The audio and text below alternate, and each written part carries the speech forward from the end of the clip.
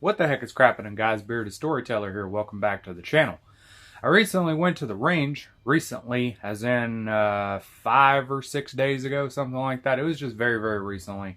And me and a buddy of mine went, and I shot a multitude of different firearms that day. It was very exciting.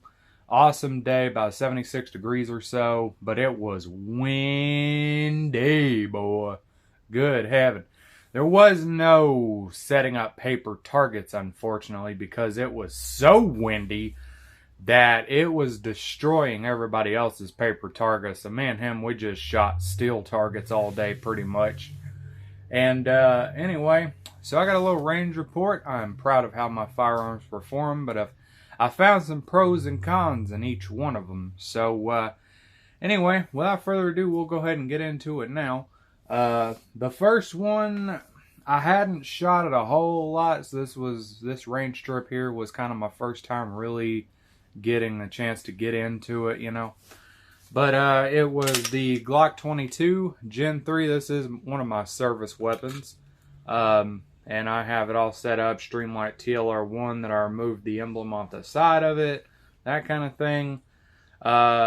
This thing performed excellent. You know, it was shooting just a little bit to the right, so I just adjusted the rear sight over to the left just a little bit, and that did help fix the problem. I would be aiming just about a foot right to the target in order to be able to hit the center of the target, so I drifted the sight over. That fixed the problem, no big deal. I shot 150 rounds through this one in particular, did flawless, you know, no malfunctions as you would probably suspect. It says the Generation 3, so kind of the postmark, you know. If you ever have a Gen 3 malfunction, you're having a bad day. Anyway, by the end of that 150 rounds, the lens on this flashlight was so dirty that you really couldn't even use it anymore. I mean, it was covered in carbon, which, I mean, your muzzle is right there, so it's kind of, you would expect that. I did find something, however, that really, really bothered me. First thing being, every time I shot a round, this little hinge on this trigger would bite my finger. Of course, I'm used to shooting 40 calibers. I am not new to 40 caliber at all. You know, and I'm not a big pussy by any means, you know, because I primarily shoot 40 and 45 more than I do 9mm. But anyway, for some reason, this hinge on this one just kept on biting my finger every time I pulled the trigger. And you might think, well, that's not really a big deal because in a self-defense situation, you're really not going to be thinking about that much. You're absolutely right. But after you've shot 150 rounds through it, that kind of changes the whole dynamic.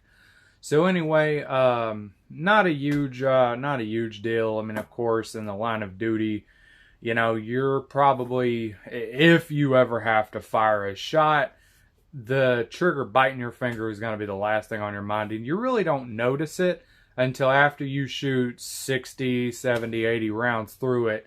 And then every trigger pull, you pull it, fly comes back, throws another round in it, and it bites your finger from the recoil. I did not have a problem with the notorious Glock knuckle, per se. I have shot Glocks before where this trigger undercut right here from just grabbing it, I mean, it'll kind of eat your finger up just a little bit and then right under here. But that was with the Glock 19. This one here, I did not actually have that problem. And I was actually quite surprised too, because with this thing being the Gen 3, it really doesn't have much of a beaver tail right here, as you can see. And so I figured that with me having some relatively fat hands, I thought maybe, let me try to turn around. I thought maybe there would be a chance I'd get a little bit of slide bite back here. But in fact, I did not. I did not one time get slide bite back here. This grip tape right here is great. It's awesome. But it really chewed my hand up really bad because, as you see, I got it on both sides, you know, both sides of the grip. This is just skateboard tape that I kind of just cut and made, fit on here. It looks fairly good, but you got the palm of your hand right here gripping it. So as you're shooting it, I mean, every time that it recoils, that right there is chewing into the palm of your hand. So after about 50 rounds of that, it started to really, really irritate me. And not irritate me as in make me angry, but like the skin on my hand, Anyway, I was kind of like, well, it's whatever on that. Same thing applies. You get in a self-defense situation. Ooh, I got hiccups. You get in a self-defense situation, you're really not going to be thinking about that a whole lot. But anyway, another thing I noticed, the grip angle on this thing bothered the living daylights out of me. Because I am so used to shooting my 1911s. I now have a, where'd you go? And I got this SIG 220 right here, and they all have 18-degree grip angles. And I'm so used to that, Beretta 92, I'm so used to the 18-degree grip angle that when I shot this thing, I mean, I was fucking up bad, This grip angle had me all messed up. I don't know if the Gen 5s are better. I think the Gen 5s are a little bit more flat on the back. I'm not sure. But this one, I mean, I kept finding myself, every time I would ready my pistol to shoot, I kept finding myself going about 1 foot to 2 feet over the target. And then I would have to bring it back down properly, and it kept taking me several attempts at it. And by the end of the 150 rounds, I still had not had it mastered yet. I don't know, man. I'm not super familiar with the Glock platform per se. So it really had me all jacked up. So, you go to do your reload, all that good shit. And then you go to aim it and you have to pull it down because you're over the target. So I really don't like that, and due to the guns that I am so used to shooting and carrying and stuff like that, this is going up for sale, no doubt about it. Very reliable gun, functions flawlessly, no tire kickers. I know what I got, $900. I'm just kidding, I'm not selling it for that. But anyway, I am probably going to be disposing of it here pretty soon, though, nonetheless. Just, it's got great night sights on it. You can see, True Glow Tritium HD night sights. They work pretty good, too, I have to say. Now I got it pretty dialed in where it's pretty accurate. But, yeah, that grip angle, no bueno. Can't do it, man. I could deal with the trigger bite and all the other stuff, but everything else, no. Can't do it. All right, next in line. Went and shot the 1911. This is the T-Sauce carry model, 4.25-inch barrel, 45 ACP.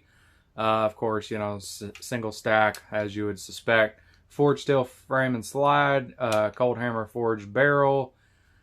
Man, this thing did absolutely amazing. So, previously, I had put 500 rounds through it, or 550, I think. I think it's 550. And then this time, whenever I went to the range, I put another 100, I believe, rounds through it. Of course, flawless, no issues at all. Good quality magazines. But something I did notice, even though we have this extended beaver tail, it's such a narrow beaver tail, as you can see. I don't want to point this thing directly at myself, but you see right here, the beaver tail is so narrow that every time it would recoil, I mean, it would just jam in your hand. I'm just a big bitch, I guess. I don't know. But it wasn't a huge deal. I was still able to get through 100 rounds, no problem. It did fine. It was a very pleasuring experience. Kind of. Very accurate, too. I have to say, this 1911, for being a budget 1911, was actually very accurate, I have to say. No major complaints. You know, it ran, it functioned. I was running some pretty dirty 45 ammo in it, different kinds. It ran all of it, surprisingly, with the quality magazines. Now, I do have some skateboard tape right here on this front strap because of it being just slick, you know.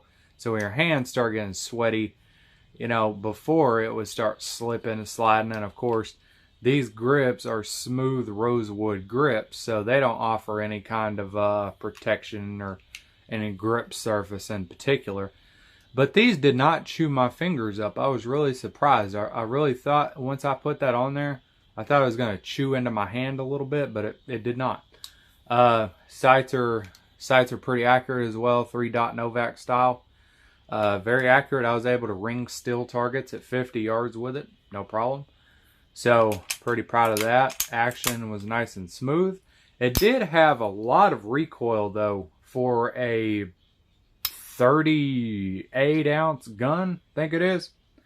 For it being a solid steel frame, steel slide, it was quite a bit of recoil, I have to say. But, you know, after all, 45 is a man's caliber, so, you know, I'm sure there's a few women out there that enjoy it as well, but good experience overall. No major complaints. Next one in line. Since we're going 45 to 45 here, we'll go ahead and do this. So, took the 1987 Sig Sauer P220 45 out as well. Same day. Man, guys, oh my God. I have to say, I am madly in love with this gun. Like, holy freaking cow. I'll go ahead and proof show. It's empty, okay? Just like all of these firearms I'm showing you, they're all empty. But anyway, this thing did outstanding. I mean, blew my mind. This thing really shot more like a 9mm than any other gun that I brought to the range. I mean, it was like nothing. It also does have a brand new 20-pound Wolf recoil spring in it too, so I'm sure that helped aid in the recoil management. But I mean, throughout the course of 150 rounds, I put 150 through this one, just because, you know, it was a new purchase for me. It's a very old used gun, obviously. It's pretty dinged up. It's a police trade-in type of thing. You know, so it's got wear all over it, scratches all over it. The finish is pretty much just solid homemade ass. But anyway, man, it did fantastic. Put 150 rounds through it. Zero issues at all. No misfires. No failure to feed. The one and only problem that I kept having, and it didn't matter what magazine I was using, which I had 3 8-round magazines for this, but I kept on having a problem where every time I'd shoot the last round, the slide wouldn't lock back. Other than that, I mean, that's not a deal breaker for me. That's just like a weak spring follower type issue. But it ran everything I put in it. I put hollow points through it. I put semi-wad cutters through it. I put just regular 230 grain ball. You know, I put some 185, I think it was 185 grain Federal HST hollow points through it. I mean, it ran everything. It didn't choke. It didn't swallow. It took everything I put through it and then some. I'm sure there's a joke in there somewhere. Anyway. So, did flawless. Decocker still works just as good as it did before. I'm telling you, like, my buddy wanted to shoot this, so I handed it off to him. He shot it, and now he wants to buy it because the recoil is just, it's nothing, you know? This is a big ass 45, you know? You see that barrel right there? It's a big ass 45. And that sucker just, I mean, I'm telling you, it was an absolutely amazing experience. Like, if I get the chance to buy another one of these, I sure as hell am. I tell you what. This thing, it's not heavy, though. You know, so I was a little bit confused, because I'm like, okay. So we got this, which is a steel frame, steel slide, you know, forged internals, 70 series, everything, you know. But, and it's heavy, you know, it weighs 38 ounces or so. This one here has an aluminum frame, steel slide, steel barrel. But it just had like no freaking recoil. Not to mention the bore axis on this thing is really high. You know, as you can see, your barrel is way up there compared to where the back of your hand is. You know, it's a really high bore axis. But I mean, I couldn't get enough. If I would have brought 1,000 rounds of ammo just for this gun, I am pretty sure I would have shot every bit of it. Because, I mean, my hand wasn't sore. It did not hurt. This was one of the first ones that I pulled out and started shooting as well. So, I mean, it just, wow, guys. I tell you what, like, just freaking wow. And these combat style sights that are on here, I mean, they work really well. They are exactly where you aim it at. They're not off by anything. So 50 yards, you put the dot right there in the center of that target and you go ping, ping, ping on them steel targets all day. Anyway, very pleasuring experience. Absolutely loved it. Zero complaints with this. I now carry this gun for work every day that I go to work. It is just wow. I mean, I'm telling you, just wow. So we'll go ahead and move on from that now before I have a fucking orgasm in the middle of my bedroom. Alrighty. Ooh, baby. Alright. So here we got the good old 19... I thought this thing was a 1980 to 83 because I was reading some stuff online that suggested that the serial number that's on here dates back to 1980 to 83. However, I called Beretta just to verify that literally the day after I got back from the range, and they said it's a 1994. So in 94, 29 years old, 28 years old, something like that. So its birthday is just before Halloween, 10/17 of 94.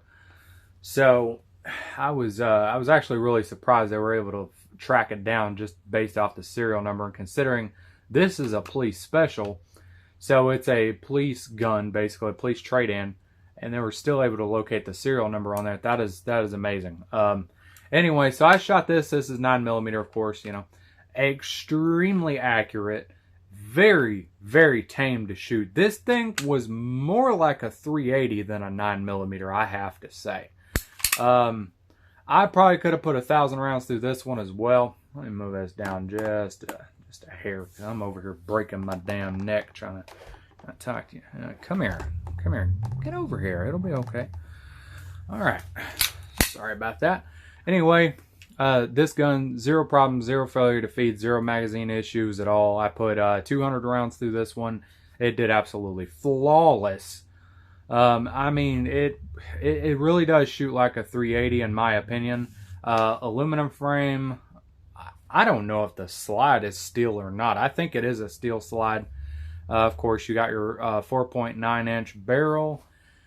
Very accurate. I mean, I was actually reaching out to 75 yards on steel targets and able to hit them with this. So it was a very point of aim. Very, very good experience overall. The only complaint is just the trigger. Of course, your double action trigger is pretty heavy, as you would probably suspect. So, you know, it is a little heavy on the first round, but of course, once you fire off that first round and your slide comes back, you know, you have a really short trigger. So, you know, no big deal there. Very good experience. Absolutely loved it. No complaints whatsoever. I am definitely taking this thing back out to the range, and I'm definitely going to be putting more rounds through it in the future. All right, next, the Underdog, the one that I wanted to fail so freaking bad. Okay, this is the Taurus G2C. I just did an upload yesterday on this one. I'm sure some of you may have already seen that upload. However, for those that may not have seen it or skipped it, or you just, you know, whatever. So I was hoping so bad this gun would fail. I've had terrible shit luck out of Taurus semi-automatic firearms 10 to 15 years ago. And, you know, like the PT-140, the 709 Slim, the 738 380, I mean, there was several of them that, I mean, they just weren't worth a shit. My buddy had a Taurus 24/7 that I shot, and I mean, you couldn't get through a fucking magazine in that thing. It just could not get through a mag. Didn't matter how clean it was, didn't matter how oiled it was. You know, you run it dry, you run it wet, you run it, you know, whatever. It didn't matter. You could not get through a whole mag on that 24/7. But anyway, so I finally, you know, everybody's talking about, oh, how good this G2C is. Oh, this G2C is good. Blah, blah, blah, blah, blah. So I'm like, okay, you know what? Fuck it. I'll go ahead and I'll waste $265. I think it's $265 I paid for it. And I'll go ahead and waste $265 and have very low expectations and expect this gun to just kick my ass. You know, that way I can prove that Tauruses are still shit. And they haven't gotten any better than what they were 10 or 15 years ago. And I tell you what, this gun absolutely floored me. I mean to tell you, this gun absolutely blew my expectations. I put 300 rounds through it. I did have one dead round, which is not the gun's fault. I took that same round and I put it in this Beretta and I attempted to shoot it, and it was just a dead primer, a dud, whatever. So anyway, out of 299 rounds, it fed every freaking bit of it. I mean, I ran somewhat corrosive 9mm ammo that was in very horrible condition because it was exposed to moisture. I ran the dirtiest, cheapest Turkish ammo I could find in this gun. I ran it completely dry the entire 299 rounds, 300 rounds, whatever you want to call it. The same magazines that came with it. Ooh. Got them hiccups coming back on again. I ate some Popeye's fried chicken a little while ago. I like some fried fucking chicken, don't get me wrong. Anyway, Metgar mags, they function completely flawless as well. Slide locked back on every single round. It was accurate. Gun did outstanding. My one and only complaint is the trigger, just because it is such a long trigger pull. That is my one and only complaint with this gun whatsoever. Safety did fine, you know, and I mean, I tell you, it just, wow, it did really good, I have to say. It did absolutely amazing. So it was point of aim. The sights were pretty good. The front sight was really filthy by the end of that 299 rounds. Front of the muzzle right here, just really a lot of carbon and build up and stuff like that. It took me a while to get that scrubbed off of there. Anyway, she's got a few more scratches than she did before. No big deal. It's now just a carry gun, truck gun, beat around gun, whatever. But I mean, this gun is absolutely amazing. For the price that I paid for it, it really was not a waste of money at all, I have to say. Taurus has come a long ways, I can see. Maybe I just have a good sample. Other people may not have had the same experience. I understand that. However, with the G2C, it was a really good gun to shoot. It was pleasuring. It wasn't painful to shoot at all.